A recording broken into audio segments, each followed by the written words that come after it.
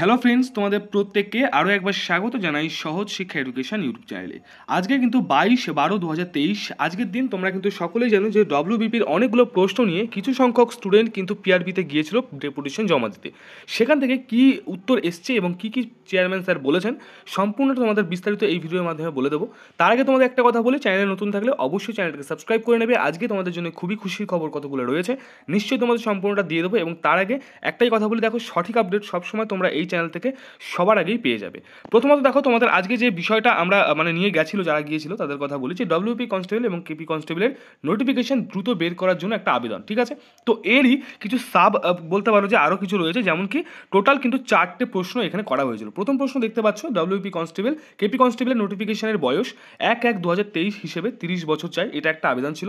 দ্বিতীয় আবেদন ছিল যে ডব্লিউপি কনস্টেবল এবং কেপি কনস্টেবলের নোটিফিকেশন দ্রুত বের করতে হবে, এই একটা ছিল। এবং নন জয়নিং সিটগুলোর সেকেন্ড মেরিট লিস্ট বের করতে হবে, এইটা একটা ছিল। এবং 4 নম্বর পয়েন্ট ছিল যে কোনো নিয়োগ প্রক্রিয়া 1 বছরের মধ্যে কমপ্লিট করতে হবে। তো এই 4টে বিষয় নিয়ে কিন্তু আজকে তারা গেছিল পিআরবিতে, এবং ইতিমধ্যে আমার কাছে কিন্তু আপডেট এসছে যে কী কী তারা ওখান থেকে জানতে পেরেছে সেই সম্বন্ধিত তোমাদের বলে দিচ্ছি।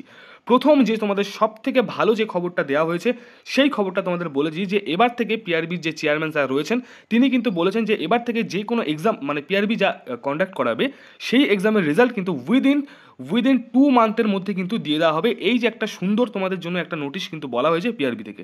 দেখো, যতটা তোমরা অনেকে মনে করতে পারো যে না এটা হবে না বা কিছু, অ্যাটলিস্ট তুমি এটা ভাবো যে পিআরবির যে চেয়ারম্যান তিনি কিন্তু নিজে এই কথাটা বলেছেন যে 2 মাসের মধ্যে থেকে এবার কিন্তু যাই এক্সাম হোক 2 মাসের মধ্যেই তোমাদের রেজাল্ট দিয়ে দেওয়ার চেষ্টা করা হবে, ঠিক আছে। এটা হয়ে গেল, প্রথম পয়েন্ট গেল।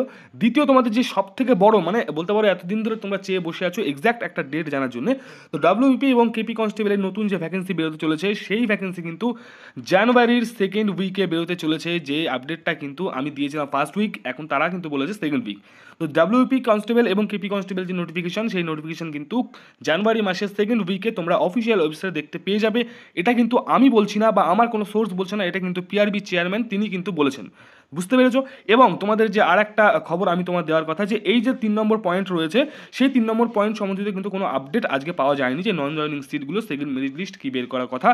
যতদূর সম্ভব তারা যে বলে দিয়েছে যে তাদের যে রুলস রয়েছে সেই রুলস মেনেই কিন্তু তারা এটা কন্ডাক্ট করাবে, ঠিক আছে। এটার জন্য কিন্তু আলাদা কোনো কিছু বলেনি।